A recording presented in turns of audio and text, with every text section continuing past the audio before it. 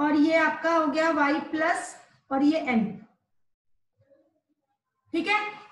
और इसमें आप लोगों को ई सेल निकालना था, तो मैंने आप लोगों को बताया था कि जैसे ऊपर वाली रिएक्शन को m से ये m x प्लस हो रही है और x इलेक्ट्रॉन निकल रहे हैं, और ये n y प्लस में आप y इलेक्ट्रॉन जोड़ोगे तो ये y में कन्वर्ट होगा, और इलेक्ट्रॉन को आपको कट करना है तो इसको y से मल्टीप्लाई कर दो और इसको x से मल्टीप्लाई कर दो, ठीक है। तो क्या होगा, यहाँ पर जो नई रिएक्शन बन के आएंगी वो ये आएंगी आपकी y m arrow y m x plus x y electron. दूसरी रिएक्शन आएगी आपकी x n y plus x y electron arrow x n, ठीक है। ये x y से ये x y कट गया आपका, तो ओवरऑल रिएक्शन जो हमारे पास बन के आई है वो क्या आई है, ओवरऑल रिएक्शन आई है आपकी y m plus x n y plus arrow y m x plus x n। इतना समझ में आ गया, समझ में आ गया इतना? जवाब दो, समझ में आया?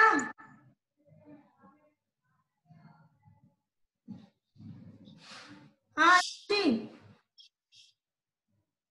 अरे आवाज नहीं आ रही क्या तुम लोगों को मेरी? Okay okay okay okay okay okay okay, चलो अब हम क्या करेंगे, हमारे पास रिएक्शन निकल के आ गई है, रिएक्शन निकल के हमारे पास ये वाली आ गई। अब हम क्या करेंगे, इससे Q निकालेंगे। मैं इस रिएक्शन को नीचे रहने देती हूँ, ऊपर का रब कर देती हूँ। तो सबसे पहले हम क्या करेंगे, Q निकालेंगे। Q क्या हो जाएगा आपका, प्रोडक्ट अपॉन रिएक्टेंट होता है, तो m x प्लस, अब इसके कोएफिशिएंट में y है तो y की पावर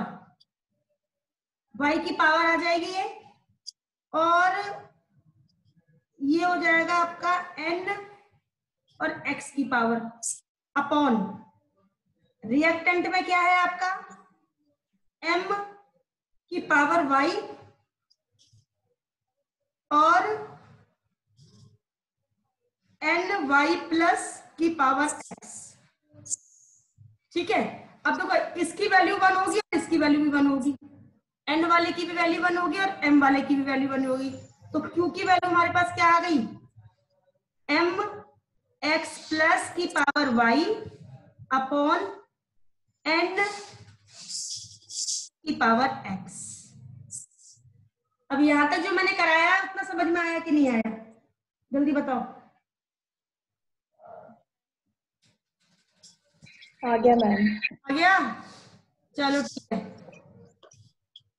अब हम क्या करेंगे, अब उस फॉर्मूले में इसकी वैल्यू लगाओ, E cell is equal to, अच्छा ई नॉट सेल हम ऑलरेडी निकाल चुके हैं, क्यू माइनस पी निकाल दिया था आपको, माइनस 0.059। अब इलेक्ट्रॉन की जगह एन की जगह क्या लिख देंगे, एक्स वाई, ठीक है, लॉग बेस 10, ठीक है। और ये हो जाएगा आपका m x की power y upon n y plus की पावर x। समझ में आ गया? इस तरीके से आप फॉर्मूला निकाल दोगे। अब मैं ये फॉर्मूला बन गया है आपके लिए पूरा एक, अब मैं इस फॉर्मूले के हिसाब से आपको न्यूमेरिकल सॉल्व करा रही हूँ। न्यूमेरिकल है आपका mg 2+, ये वाला mg सॉलिड है और इस mg की कंसंट्रेशन है 0.01। ये रहा आपका सॉल्ट ब्रिज। उसके बाद है आपका Ag प्लस और इस Ag प्लस की कंसंट्रेशन है 0.1 और इसके ऑब्लिक Ag और ये भी सॉलिड है। टेम्परेचर दे रखा है आपको 298 केल्विन, ठीक है। ई वैल्यू दे रखी है आपको Mg2 plus Mg, E cell, E not है ये दे रखी है आपको -2.3 वोल्ट, ठीक है। और ई नॉट Ag प्लस 2Ag ये दे रखी है आपको 0.8। तो सबसे पहले आप निकालो E not cell. E not cell क्या होगा? E naught R minus E naught L. अब देखो, आपको पता है कि ये वाली जो एजी वाली साइड है वो राइट हैंड साइड है, यानी ये कैथोड है और ये आपकी एनोड है, ठीक है। तो एजी का इलेक्ट्रोड पोटेंशियल दे रखा है इसने 0.8 माइनस फिर -2.3, तो इसकी वैल्यू जो हम निकालेंगे तो ये आ जाएगी वैल्यू, ये वैल्यू आ जाएगी आपकी 3.16, ये वैल्यू आ जाएगी आपकी 3.16। नोट कर लो 3.16, कर लिया नोट? हाँ। अब हम इस पूरे को आएंगे, E cell is equal to 3.16 minus 0.0591। अच्छा, अब देखो आपको ये इलेक्ट्रॉन देखने हैं, Mg पर है 2 प्लस और Ag पर है 1, तो 2 into 1 हो गया 2, इस x 2 into 1 मान लो ना, 2 हो गया x और 1 हो गया y, तो 2 into 1 और log,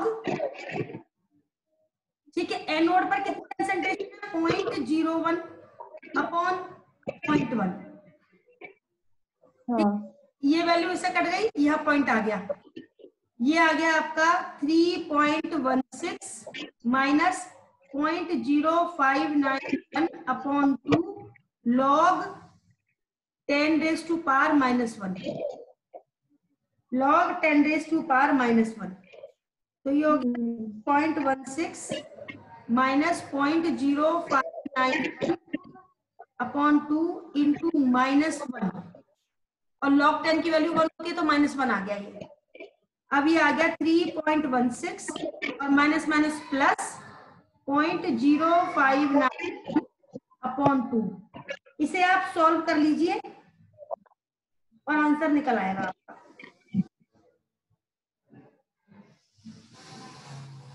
इसे आप सॉल्व कर लीजिए तो आंसर निकल आएगा आपका। हो गया? हो गया? मिटा दूं? चलो मिटा रही हूं। अब है next case, case number 3। Case number 3, case number 3 क्या है? जब दोनों इलेक्ट्रोड सेम मेटल के बने हो। लिखो, तीसरा केस है आपका कंसंट्रेशन सेल का।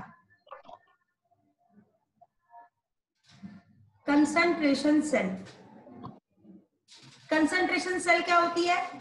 When anode and cathode are made up of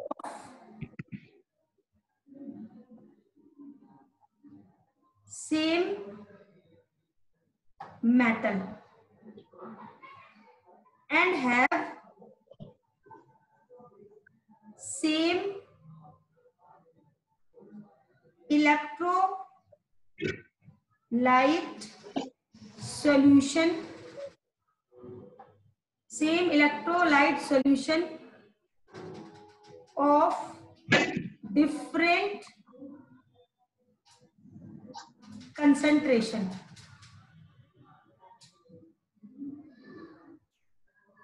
different concentration. दोबारा सुन लो, यानी कंसंट्रेशन अलग अलग है, इसी का नाम इसलिए कंसंट्रेशन सेल रखा गया है कि कंसंट्रेशन तो डिफरेंट डिफरेंट है लेकिन सेम मेटल भी सेम है। यानी अगर एनोड आपका यूज कर रहे हो किसका, सिल्वर का, तो कैथोड भी सिल्वर का यूज करोगे। अगर एनोड आप जिंक का यूज कर रहे हो तो कैथोड भी जिंक का यूज करोगे। और वैसे ही इनका इलेक्ट्रोलाइटिक सॉल्यूशन भी सेम हो, जैसे ZnSO4 यूज किया तो दूसरे में भी ZnSO4, बस अंतर क्या होगा, अगर एक 1 m का है तो दूसरा 2 m का होगा, तो दोनों की कंसंट्रेशन अलग अलग होगी, बाकी सब चीजें सेम होंगी। तो इस केस में क्या होगा, देखिए, for concentration cell E0 cell is equal to 0। E0 cell is equal to 0 क्यों होगा, क्योंकि दोनों इलेक्ट्रोड कैथोड और एनोड सेम मेटल के बने हुए हैं, तो दोनों का E0 सेम होगा, दोनों का E0 सेम होगा। मान लीजिए दोनों जिंक के बने हुए हैं, ठीक है, तो ER माइनस EL होता है ना, जिंक इसके लिए भी X है और इसके लिए भी X है, तो क्या होगा, कट जाएगा ना, ठीक है, तो क्या हो जाएगा, जी। नोट कर लिया, ठीक है। अब इसका रिप्रेजेंटेशन कैसे करेंगे, ये रहा आपका एनोड, ये मेटल सॉलिड, ये कन्वर्ट होती है मेटल एक्वस में और कंसंट्रेशन है C1 X+।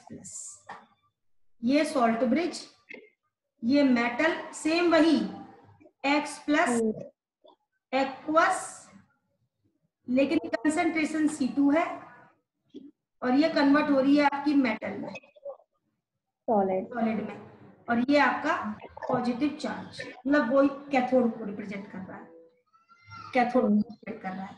यहाँ पर T जो है वो 298 केल्विन है और M E0 M X+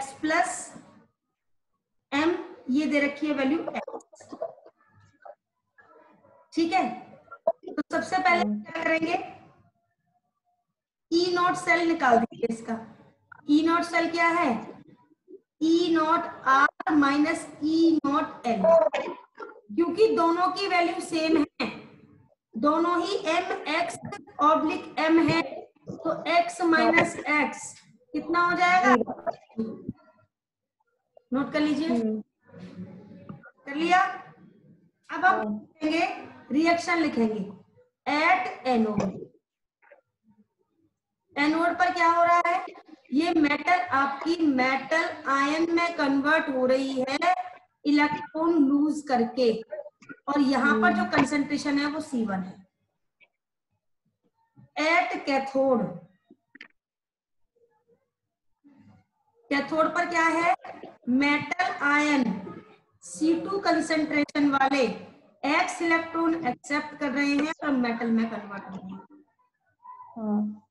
अब देखो ये कट गया इससे और ये कट गया, लेकिन ये आपस में नहीं कटेंगे क्योंकि इनकी कंसंट्रेशन अलग अलग है। तो हमारे पास ओवरऑल रिएक्शन क्या आई, हमारे पास ओवरऑल रिएक्शन आई MX+ C2 concentration arrow MX+ C1 concentration. तो हमारा Q क्या हो जाएगा, Q हो जाएगा हमारा C2/C1, ऐसे लिख दूं, दोनों में तो मेटल आयन तो है ही, दोनों में सेम, अलग अलग है, तो मैंने लिख दिया इसको C2/C1, ठीक है, नोट कर लिया। Yes ma'am. हाँ, तो आगे लिखिए E cell is equal to, अब E0 सेल 0 है आपका, माइनस 0.059 अपॉन इलेक्ट्रॉन X ही है हमारे पास, या N मान लो, N लिख लो, कंफ्यूज मत हो, N लिख लो, N log C2/C1, log C2/C1, note कीजिए C2/C1। ठीक है, अब मैं आपको एक न्यूमेरिकल में लिखिए, Cu सॉलिड से ये Cu2+ में कन्वर्ट हुआ और कंसंट्रेशन है 0.01। Q की वैल्यू C1/C2 होनी चाहिए। हाँ हाँ सही है, Q की वैल्यू C1/C2 ही होगी, क्योंकि प्रोडक्ट में C1 आ रहा है ना, ठीक कर लेना उसको भाई, प्रोडक्ट में C1 आ रहा है, C1 कर लेना उसको। बिल्कुल ठीक है हिमांशी, वेरी गुड। ठीक है, 0.1 ये कंसेंट्रेशन हो गई आपकी, ये सॉल्ट ब्रिज, फिर ये Cu2 और ये Cu सॉलिड, और यहाँ पर कंसेंट्रेशन है, ये तो 0.01 है और ये 0.1 है, यानी C1 तो है आपकी 0.01 और C2 है आपकी 0.1। अब निकाल दो ई सेल, ई सेल हो गया आप, ई नॉट सेल तो 0 रहेगी, माइनस 0.0591/2, इलेक्ट्रॉन 2 है हमारे पास, लॉग C1 कितनी है 0.01/C2 कितनी है 0.1, तो ये हो गई माइनस 0.0591 है ये अपॉन 2, 0.1 से 0.1 कट गया, लॉग 10⁻⁻1, इसको इधर ले जाएंगे, माइनस 0.0591/2 इंटू 1, लॉग 10 की वैल्यू 1 होती है, माइनस से माइनस गया और ये आ गया आपका 0.0295 वोल्ट, 0.0295 वोल्ट।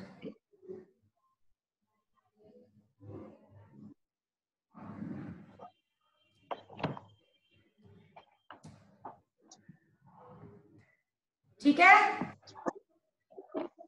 Yes ma'am. चलिए अब केस 4 लिखिए, case 4 when E cell is equal to 0, E not cell नहीं, E सेल, E सेल क्या है, एट इक्विलिब्रियम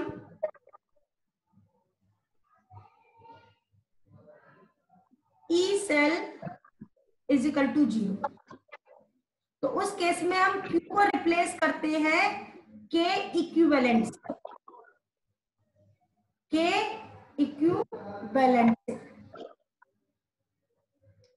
ठीक है, यानी इस केस में प्रोडक्ट और रिएक्टेंट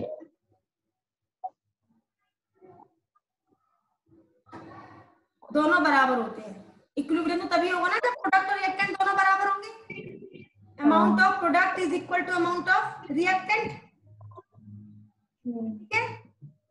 उस केस में नेक्स्ट इक्वेशन क्या होगी, नोट कर लिया, मिटा दूं बेटा? Yes ma'am. ओके, तो ये हो गया E cell is equal to E not cell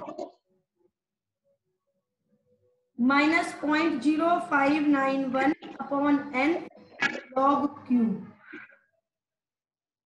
ठीक है, log Q, ये तो 0 हो गया, 0 is equal to E not cell minus 0.0591/n log E K EQ लिख देना इसको, log K EQ,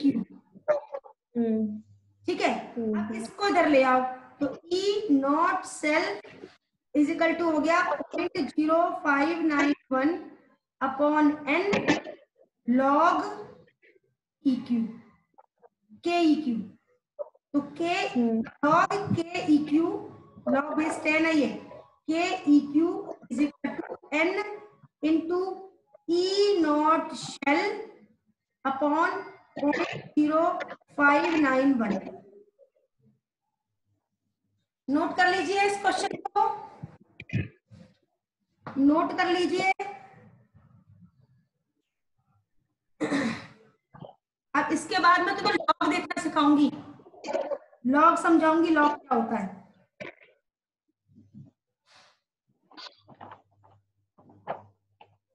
हो गया? Yes ma'am.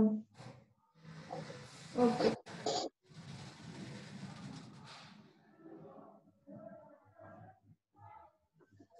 हाँ जी, अब हाउ टू कैलकुलेट लॉग।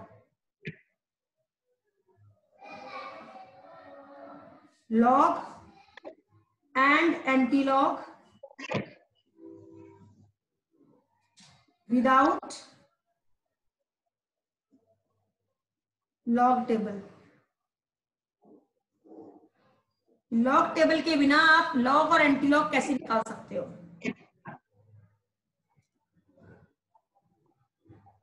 सबसे पहले कुछ फॉर्मूले हैं, तो पहले फॉर्मूले लिख लो। एक तो सबसे पहले लिखो फॉर्मूला, लॉग बेस ई को, हमारे पास जो लॉग होते हैं ना, लॉग जो होते हैं वो दो तरीके के होते हैं। एक तो होते हैं लॉग बेस ई और एक होते हैं लॉग बेस 10। अगर आपको लॉग बेस ई को लॉग बेस 10 में कन्वर्ट करना है तो आपको मल्टीप्लाई करना पड़ेगा 2.303 से, 2.303 से। यानी आप ये कह सकते हो कि log e 2.303 to log base 10। Note कर लो, बहुत इंपॉर्टेंट है, लाइफ टाइम चलेंगे आपके लिए ये। 2.303 इंटू लॉग 10। नोट कर लिया? Yes ma'am. चलो अब दूसरा है आपका, मैंने पहले बताया था, लॉग के बेस में a है सपोज और a की पावर b है तो वैल्यू होगी b। जैसे एग्जांपल दे रही हूं, लॉग के बेस में 10 है और 10 की पावर 2 है तो आंसर होगा 2। लॉग के बेस में 10 है और 10 की पावर 2 है तो आंसर होगा 2। ऐसे ही तीसरा क्या, इसी में देख लेते हैं। लॉग के बेस में e है और e की पावर कुछ नहीं है, और जब कुछ नहीं होता तो 1 मानते हैं, तो इसका आंसर हो जाएगा 1। लॉग के बेस में e है और e की पावर कुछ नहीं है तो उसका आंसर 1 है। नोट कर लिया? Yes ma'am.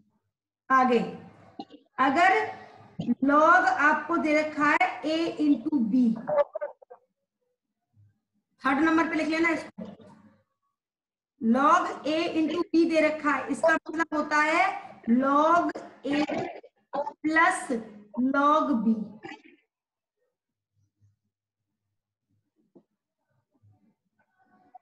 नोट कर लिया? Yes ma'am.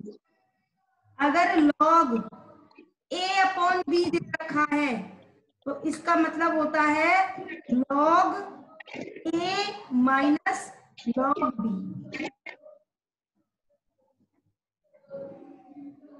हम लोग जब 9th में पढ़ते थे ना, तब हमने ये फॉर्मूले सीखे थे, मुझे याद है, हमारे 9th में लॉग था पूरा। अब देखो मैं कुछ लॉग की वैल्यूज बता रही हूँ। पहली वैल्यू है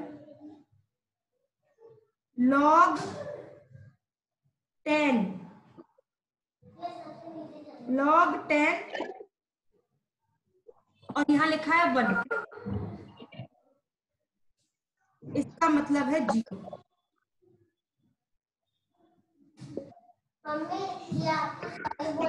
लॉग 10 और 10 और इसके आगे लिखा है 1 तो इसका मतलब 0।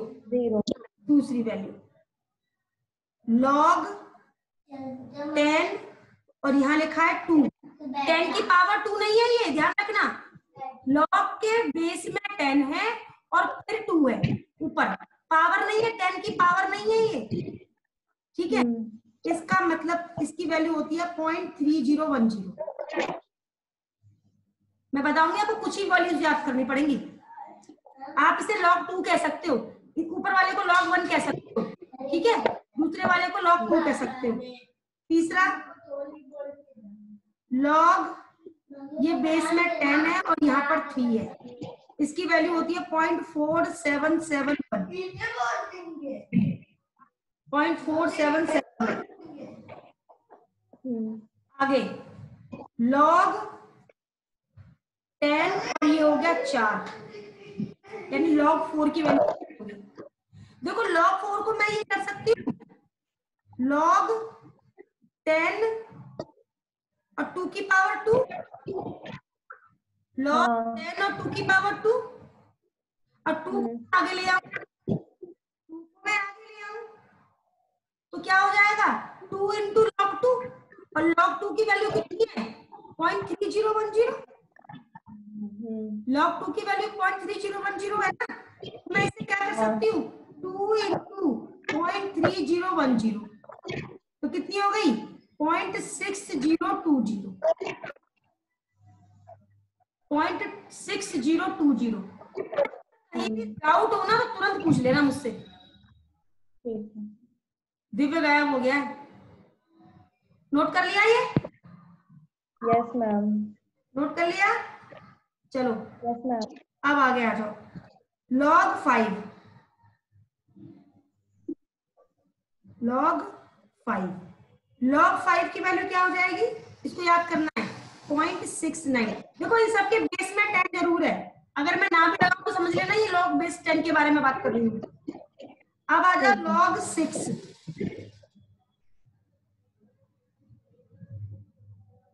log 6 को हम ये लिख सकते हैं log 2 प्लस log 3, बेस में 10, ध्यान रखना log 2 और log 3।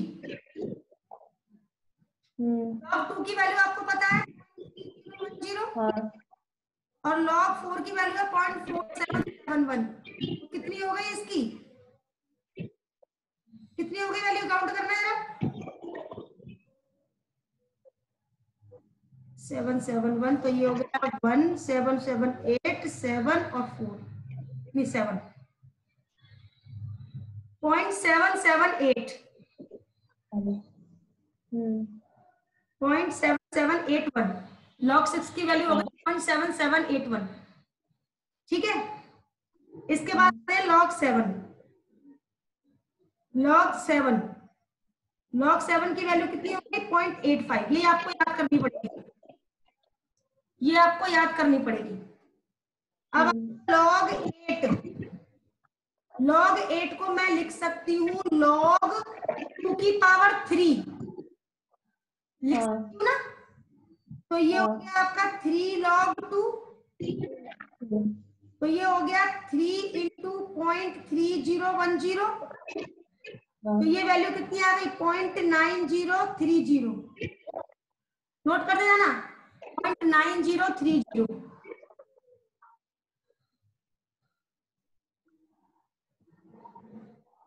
ठीक है, समझ में आ गया? इसके बाद log 9 पे, log 9 को लिख दो log 3 की पावर 2,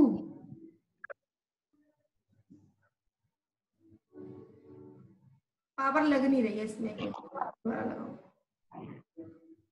log 3 की पावर 2, तो ये हो गया आपका 2 log 3, और log 3 की वैल्यू 0.4771, तो कितनी हो गई 2 एकम 2, 2 सत्ते 14, 2 सत्ते 14 और 1 15, 2 चौक 8 और 1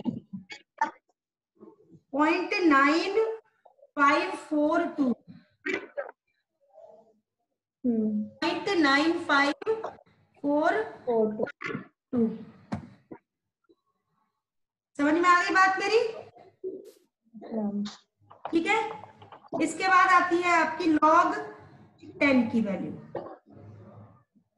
log 10 की वैल्यू 1 होती है, याद कर लो इसको। log 10 की वैल्यू 1 होती है। आगे समझ में? अब मैं आपको निकालना सिखा रही हूँ एंटी लॉग। नहीं, अभी मैं कुछ एक आधा वैल्यू निकालना सिखाऊं। मान लीजिए लॉग हो गया आपका 453,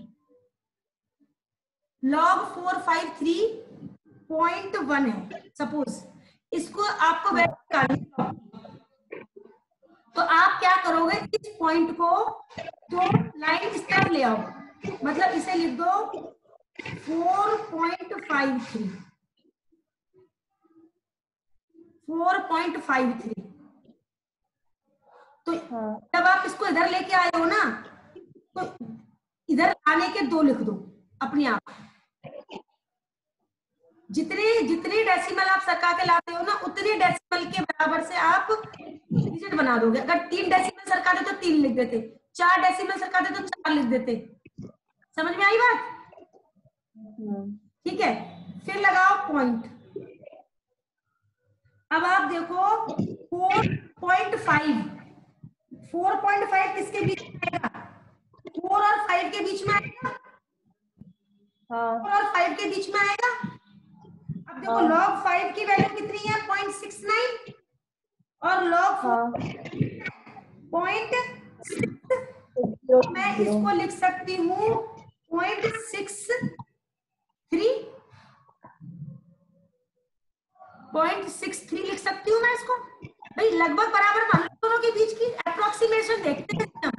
अप्रोक्सीमेशन देखो, log 4 की वैल्यू है आपकी, log 4 की वैल्यू है, बता रही हूँ हिमांशी, बता रही हूँ बेटा, log 4 की वैल्यू है हमारे पास 0.6020 और log 5 की वैल्यू है हमारी 0.69।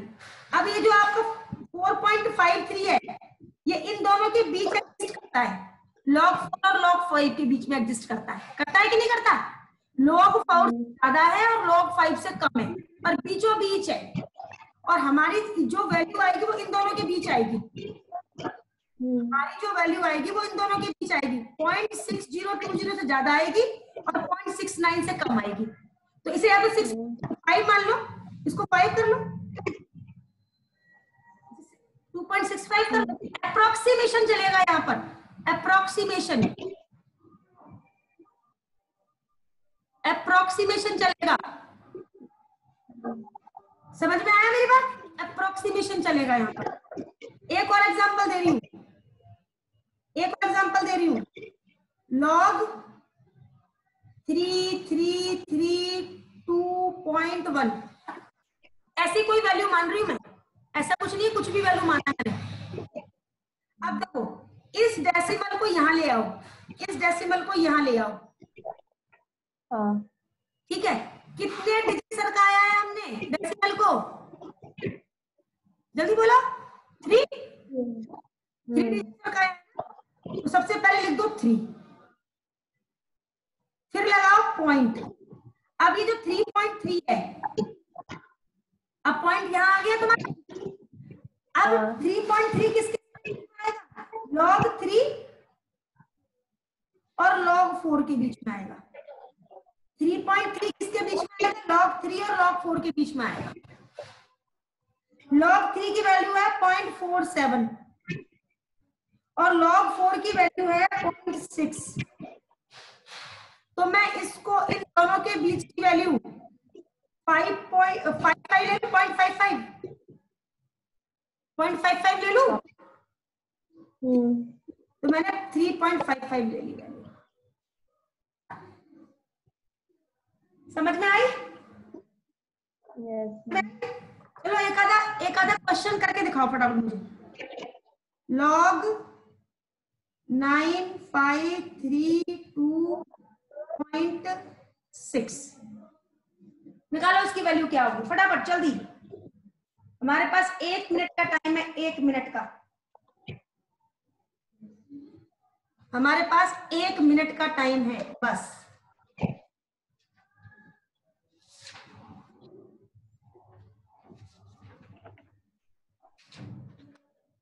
कल आपका गैल्वेनिक सेल कंप्लीट हो जाएगा और परसों से मैं कंडक्शन चालू करूंगी इस चैप्टर का। जल्दी करो। देखो इस पॉइंट को यहां सरका लो, 9.5 log, तो ये आ गया आपका 3.9 9.5 किसके बीच में है? 9 और 10 के बीच में है, तो 0.9 या 0.98 लिख दो। 3.98 वैल्यू आ जाएगी इसकी। 3.98 आ जाएगी। ठीक है, यस मैम। ऊपर होने वाला है आपका, कभी भी जा सकता है। आज मैं तुम्हें इसी के क्वेश्चंस भेजूंगी जिसमें आपको लॉग